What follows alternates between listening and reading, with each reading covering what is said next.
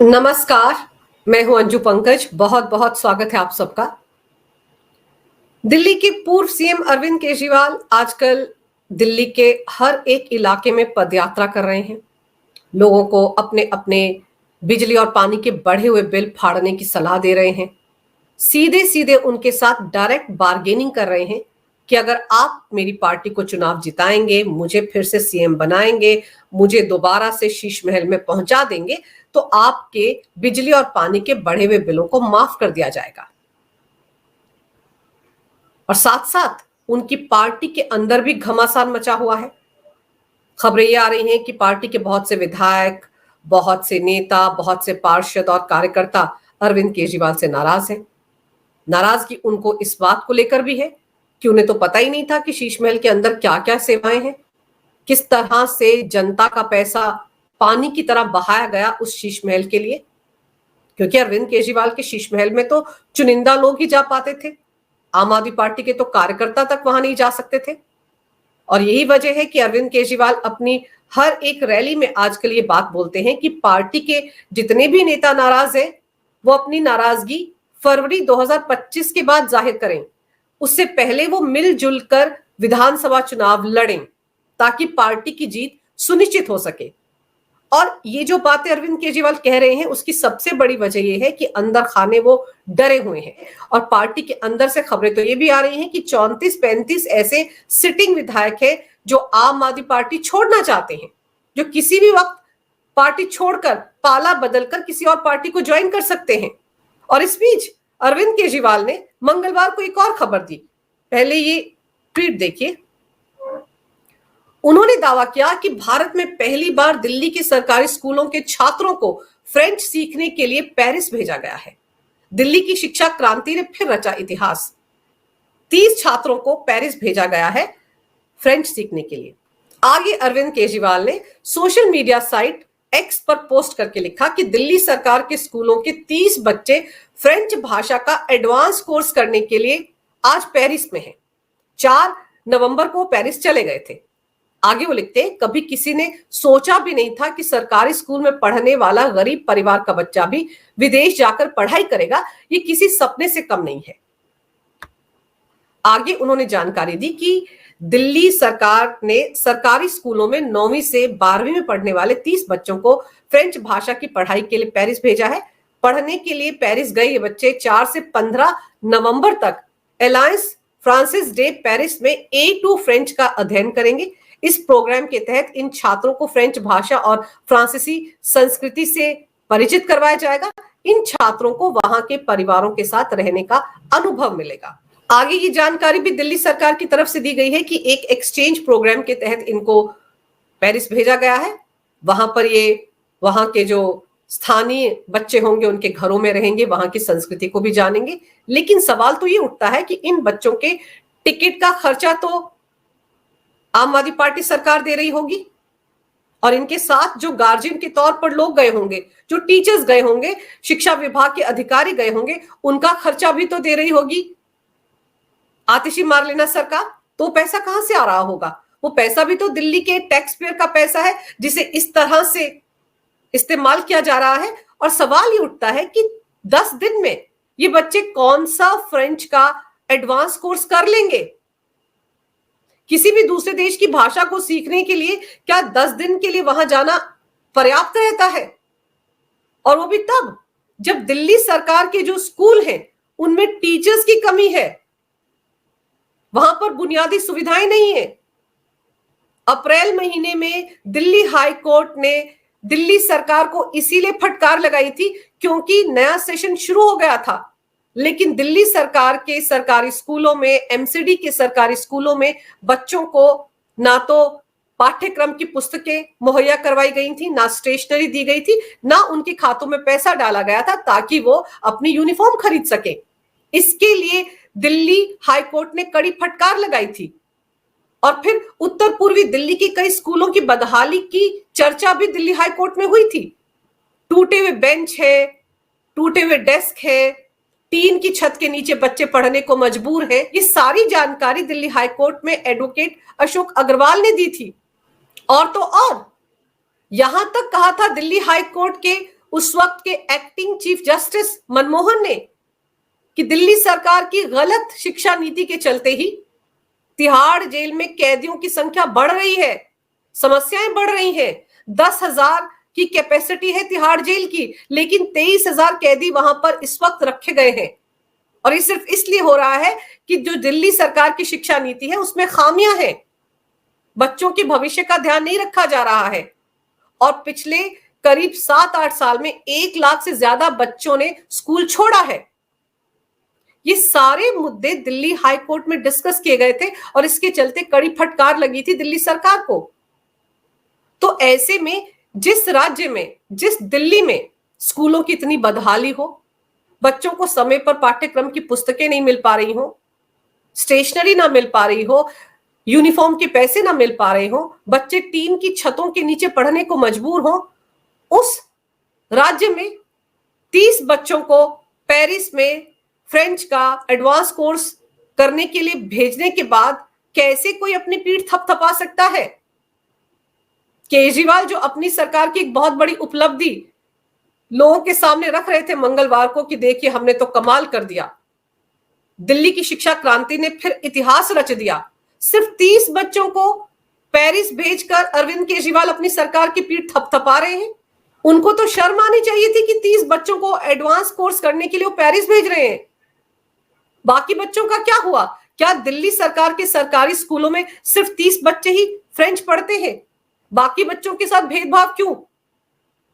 इससे अच्छा तो ये रहता कि जितने पैसे में इन बच्चों को पेरिस भेजा गया है, उतने पैसे में दिल्ली में फ्रेंच के टीचर्स को हायर करके इन बच्चों को रेगुलर पढ़ाया जाता ये सब्जेक्ट। और फिर जो बच्चे पेरिस गए हैं वो कौन है, उनका चयन कैसे किया गया, किनको चुना गया कि वो पेरिस जाएंगे, और जो अधिकारी साथ में गए हैं वो कौन है, ये बच्चे किसके रिश्तेदार हैं, और जो अधिकारी फ्रांस गए हैं वो आम आदमी पार्टी के कार्यकर्ता हैं क्या, आम आदमी पार्टी के नेताओं के रिश्तेदार हैं?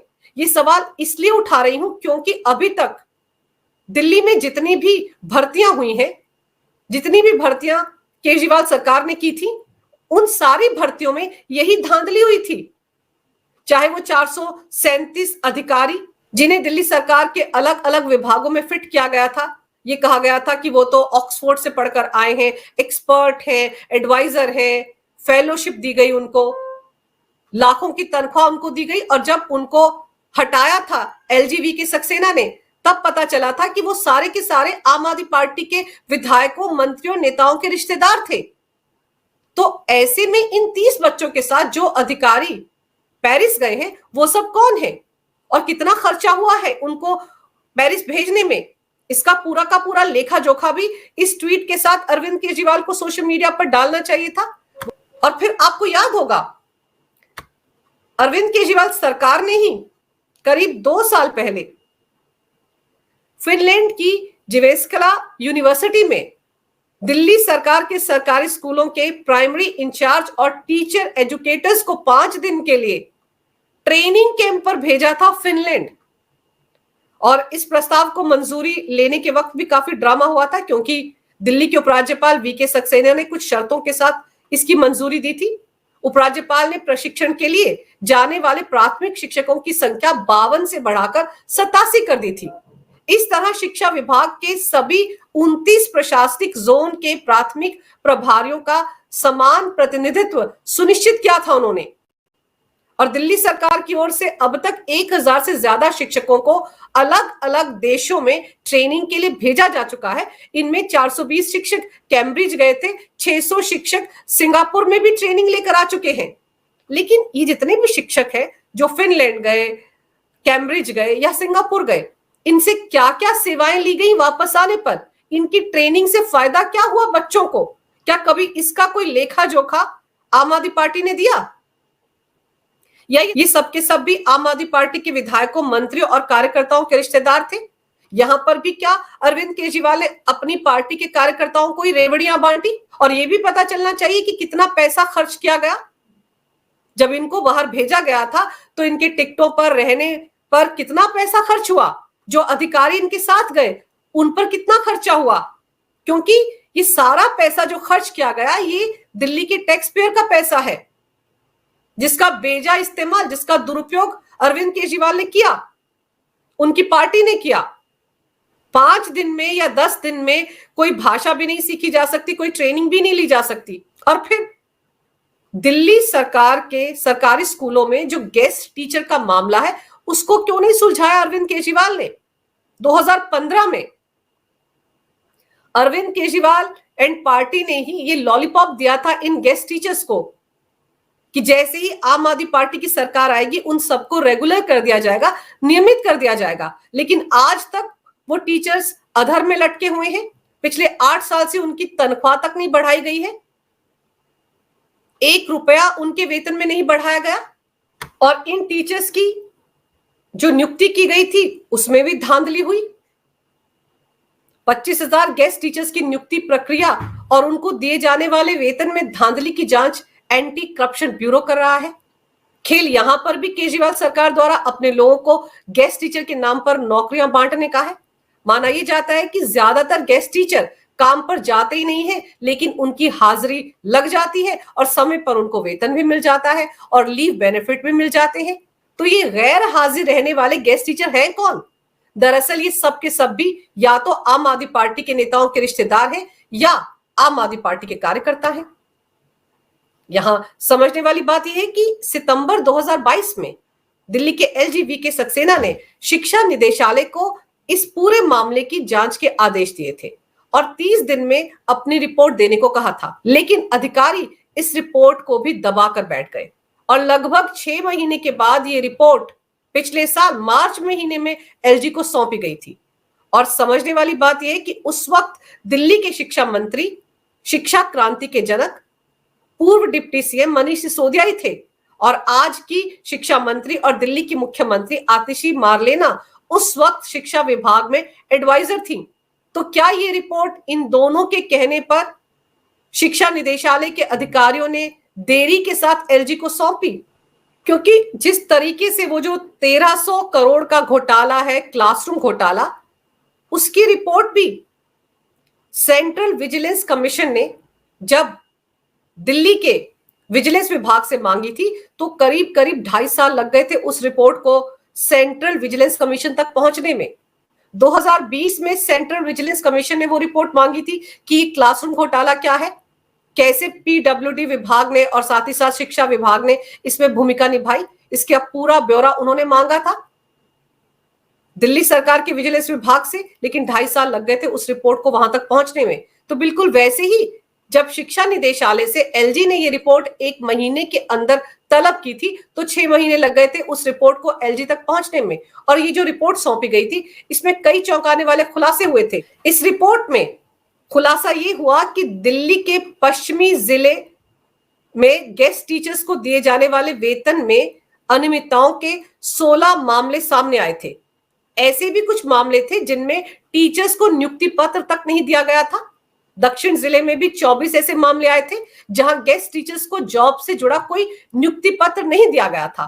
नॉर्थ वेस्ट जिले में भी टीचर्स के अधिक और कम वेतन के कुछ मामले आए थे। साथ ही जो फीमेल टीचर्स को मैटरनिटी लीव मिलती है उस दौरान भी वेतन के भुगतान को लेकर कुछ गड़बड़ियों के मामले सामने आए थे। कई मामले ऐसे भी सामने आए थे जहां टीचर्स के पास वैध ओबीसी प्रमाण पत्र भी नहीं था और बिना ओबीसी प्रमाण पत्र के, बिना अन्य पिछड़ा वर्ग श्रेणी के तहत वो काम कर रहे थे। अधिकारियों ने उन मामलों की भी सूचना दी है जहां कुछ शिक्षकों के लिए पात्रता मानदंडों में ढील दी गई थी।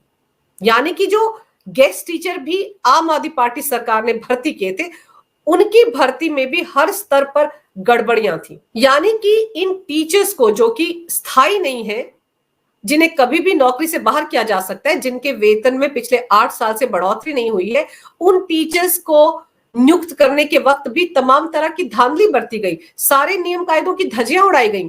तो सवाल ये उठता है कि इतने बड़े स्तर पर ये धांधलियां क्यों की गई, क्यों ये लापरवाही बरती गई, वो भी तब जब दिल्ली के शिक्षा मंत्री वो हुआ करते थे जिन्हें आज की तारीख में शिक्षा क्रांति का जनक कहा जाता है। और फिर आगे देखिए, इसी रिपोर्ट में दिल्ली के मानसरोवर पार्क के सीनियर सेकेंडरी स्कूल में गेस्ट टीचर्स के नाम पर 3 लोगों को 4,21,000 रुपए की सैलरी दी गई, जबकि इनकी नियुक्ति उस स्कूल में थी ही नहीं। तब एलजी वीके सक्सेना ने पैसे के गबन के मामले में दिल्ली सरकार के इस स्कूल के 4 वाइस प्रिंसिपल्स के खिलाफ जांच के आदेश दिए थे। बाद में इन्हें निलंबित कर दिया गया था। ये गेस्ट टीचर्स की धांधलियों के कुछ एक मामले हैं, लेकिन जो रिपोर्ट शिक्षा निदेशालय ने एलजी वीके सक्सेना को पिछले साल मार्च महीने में सौंपी थी, उसमें इस तरह के अनगिनत मामले हैं। और फिर गेस्ट टीचर्स को आज तक रेगुलर क्यों नहीं किया गया? वो हर दूसरे दिन कहीं ना कहीं धरने प्रदर्शन पर बैठ जाते हैं। उनके परिवारों के बारे में केजरीवाल सरकार नहीं सोच रही है। जब सिविल डिफेंस वॉलंटियर्स के लिए आम आदमी पार्टी इतनी छाती पीटती है, तो ये जो 25,000 गेस्ट टीचर्स हैं, इनकी बदहाली की तरफ क्यों नहीं देखते? इनको रेगुलर करने के बारे में क्यों नहीं सोचा जाता? जब ये अपनी सेवाएं दे रहे हैं दिल्ली सरकार के स्कूलों में, तो इनको रेगुलर करने में दिक्कत क्या है? क्योंकि अगर इनको रेगुलर कर दिया जाएगा तो फिर आम आदमी पार्टी अपने लोगों को एडजस्ट कैसे कर पाएंगी? क्योंकि जिनके पास डिग्रियां नहीं है उनको भी गेस्ट टीचर बनाया गया। और मजेदार यह है कि यही मनीष सिसोदिया दिल्ली के स्कूलों में हैप्पीनेस इंडेक्स की बात करते थे बच्चों के लिए। जिन स्कूलों में बच्चों को पढ़ाने वाले गेस्ट टीचर्स ही खुश नहीं हैं, रेगुलर होने के लिए तरस रहे हैं, उनका वेतन बढ़ाया जाए इसके लिए तरस रहे हैं, वो टीचर्स क्या बच्चों को खुश रख पाएंगे? क्या बच्चों को पेरिस भेजकर या कुछ टीचर्स को सिंगापुर भेजकर, फिनलैंड भेजकर, कैम्ब्रिज भेजकर क्या माहौल को बदला जा सकता है? वो टीचर जो बच्चों को शिक्षा देता है, बच्चों को पढ़ाता है, अगर वही खुश नहीं है, अगर उसे ये पता नहीं है कि कल को उसकी नौकरी रहेगी या नहीं, अगर उसकी नौकरी और उसके भविष्य पर ही सवाल या निशान है, तो क्या वो बच्चों को खुशी खुशी पढ़ाएगा? तो मनीष सिसोदिया बच्चों के लिए तो हैप्पीनेस इंडेक्स की बात करते थे, लेकिन टीचर्स के लिए क्या उन्होंने हैप्पीनेस इंडेक्स तलाशा कभी? क्यों टीचर्स के रेगुलर करने के मामले को उन्होंने लटका कर रखा? और आज भी वो मामला लटका हुआ है। आज भी टीचर्स को पूछने वाला कोई नहीं है। बच्चों को आप पेरिस भेज रहे हैं 10 दिन के लिए ट्रेनिंग लेने के लिए, कोचिंग लेने के लिए, लेकिन टीचर्स के बारे में भी तो सोचिए। जो पैसा बच्चों के इस टूर पर लगाया जा रहा है, उससे कुछ टीचर्स को वेतन ही दिया जा सकता था, वेतन बढ़ाया जा सकता था। तो खामखा ये ट्रेनिंग देने की नौटंकी करने की बजाय अरविंद केजरीवाल को गेस्ट टीचर्स के मामले पर सोचना चाहिए। आतिशी मारलेना को इस बारे में सोचना चाहिए। वही शिक्षा मंत्री हैं। दिल्ली हाईकोर्ट के अप्रैल मई के जो फैसले हैं, जो ऑर्डर हैं, उनको खंगाल कर देखना चाहिए कि क्यों इतनी फटकार पड़ी थी दिल्ली सरकार को दिल्ली हाईकोर्ट से। इनकी तरफ ध्यान देने की जरूरत है, बजाय इसके कि 30 बच्चों को पेरिस भेज दिया। इस नौटंकी से क्या फायदा होने वाला है? लेकिन ये अरविंद केजरीवाल हैं। ये मुख्य मुद्दे से ध्यान भटकाने के लिए जब तक कि चुनाव नहीं आ जाते तब तक इस तरह की नौटंकी हर रोज करेंगे। अगर आपको ये वीडियो अच्छा लगे तो कृपया इसे लाइक करें, शेयर करें। अगर आप पहली बार मेरे चैनल पर आए हैं तो कृपया मेरे चैनल को सब्सक्राइब करना ना भूलें। मेरे चैनल को अपना पूरा समर्थन दें। ये वीडियो देखने के लिए बहुत बहुत धन्यवाद। नमस्कार। भारत माता की जय हो। वंदे मातरम और जय श्री राम।